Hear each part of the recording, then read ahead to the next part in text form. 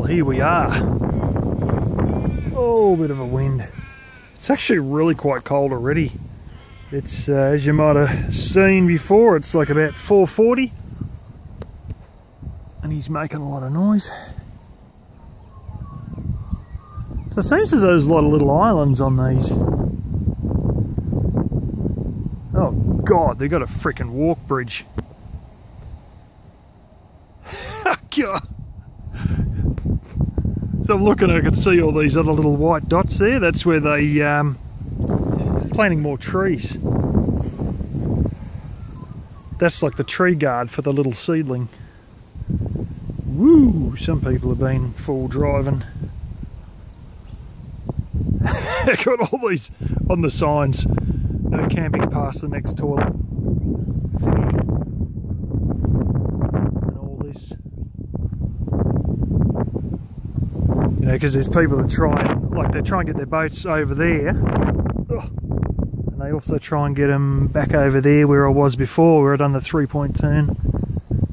So they don't want people camping, because there's going to be guys like reversing boats and shit, so. Oh,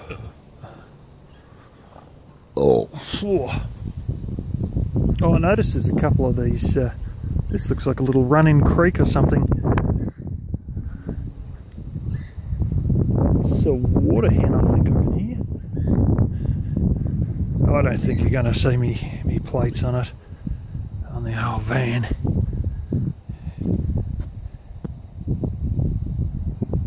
That's enough of a look at the van. The brush is fairly heavy down here, so I don't think you're going to see number plates. Actually, that's surprisingly heavy. Yeah, they've got a few of these around. And there's a fair bit of chances, yeah, a couple of birds making use of that. I've seen a couple of them on the main drive as well.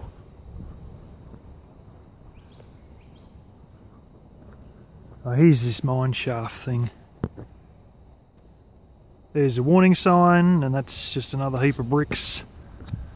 It's probably something to do with like the, you know, thing that drags the stuff to the surface, however they done it. Like I was saying, this is gold country here. It's guaranteed it's gold. They have, I don't know if it flows into this, but the story goes that they charge like a tax for incoming foreigners, because they're sick of all the Chinese turning up, and they had some excuse as to, you know, oh, the British Empire fucked us over, so we should be able to, you know, grab some of their wealth, blah blah. So they turned up, and the government was getting sick of them turning up and pissing off with all the gold back to China. And, you know, zero, whereas all the locals had a gold tax, and of course Chinese would just avoid it, you know, no speaker to English. So what they done was, to make a bit of money, they charged them as they landed on the boat. So it's like an entry fee in an attempt to get a bit of money. So they got smart, and they landed at the other state and then walked their way around and then come back to another set of goldfields near here. They were on the way to those other set of goldfields. They went down to a creek to get a bit of water for their pot to cook some rice or whatever the hell they were trying to cook, potatoes, whatever they laid their hands on. And apparently they went down with 2 buckets to get some water at this river, and I wouldn't be surprised if the river feeds into this. And so they seemed to be a long time down at the river, and they were. They come back with 2 buckets completely full of gold nuggets. Like, you know, we're talking like 2.5 gallon buckets, full to the top with gold nuggets, both buckets. They managed to do that in about 20 minutes. They suddenly decided they didn't need to go further south to get to any gold fields, they'd just stay here. And so that's what they've done. So there's a real Chinese streak of history behind this town, because a Chinese gold miners basically founded this town, more or less. There is so much history of Chinese and gold, and so few people know about it. My gosh, this is a frickin' big lake. Now I think you might just be able to see, the sun's giving me shit here. I don't think you can see it, but about there somewhere. I can see myself, but it's not going to pick it up. That's the back end of the bloomin' pedophile prison, I think. Yeah. A lot of, oh, these are swallows. Yes, that's swallows on the surface there. We used to have a lot of those in Western Australia. Usually have sparrows at home, and you don't see that many swallows, but they're 100 miles away. Here we are.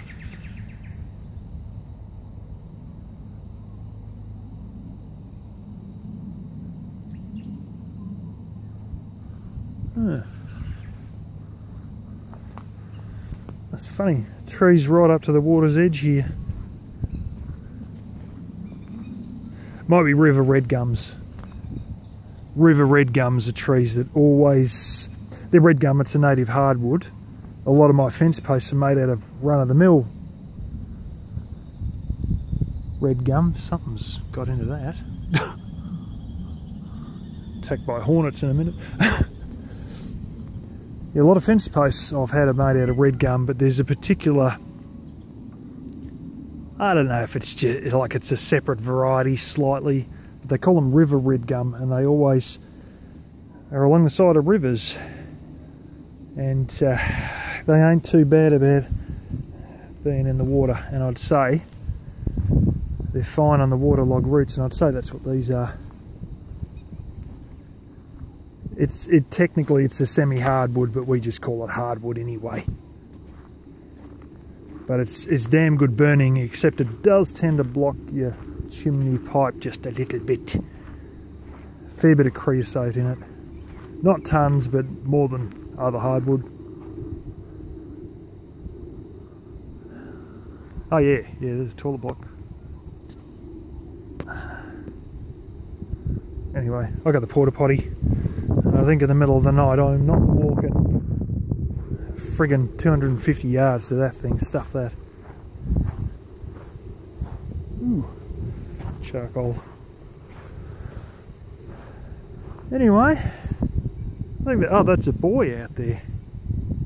That red thing is tipped over. I doubt this is very deep, because that's all reeds you can see there. There's quite a chance that, like, we've had a few rains, so it's probably... I don't know that this area's got rain, but I wouldn't be surprised at all.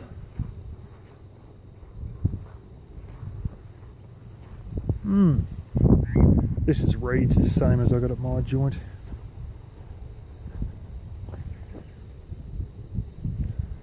Aboriginals had a way they'd actually make it into, weave it into stuff. Sort of rub the fibres and piss around, I think. I think they do. There's a different sort as well that's a bit harder they use. Anyway.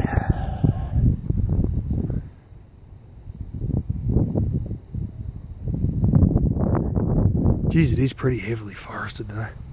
Like it's sort of, but just, yeah, there's patches here where she's... a lot of these gold towns, what happened is they turned up and they needed... Chinese don't go underground with tunnels, but of course white people do. And of course their only method of fuel back then, because, you know, if coal wasn't around, which it usually wasn't, the next best thing for heating, cooking and making all the underground tunnels, securing all the roof of the underground tunnels was timber. So they'd come into these places and they'd strip the shit out of the fucking timber. I mean, they'd tear they'd just, the whole forest would disappear. And that was what it was. Surprisingly enough, at the same time in our history, we had a shortage of actual currency, and we went to using Spanish pieces of 8 for lack of British pounds. Yet we had more gold coming out of this joint than you could fucking imagine, and yet somehow we didn't have actual currency, which has led to the formation of private currency, which got banned after World War II, I believe, but we still have some at home. This is a typical, so this is the fire pits they would have been. I've seen one of these type before. There's a few of these, and that's your barbecue tray, or it was meant to be anyway. Doesn't help it's not level and it gets full of water. Yeah, I might have been able to fit a bit of wood in, but I didn't really need cockroaches in the van. All those god-awful millipedes. We'll just be living with electric heat and a couple of tea light candles, I think. Gee, it's getting cold now. I reckon she would have dropped to... It's not going to be very high at the moment, I'll tell you that anyway. It'll be about 55 or less. Maybe only about 53. Probably not quite that bad. Anyway, it's enough for now.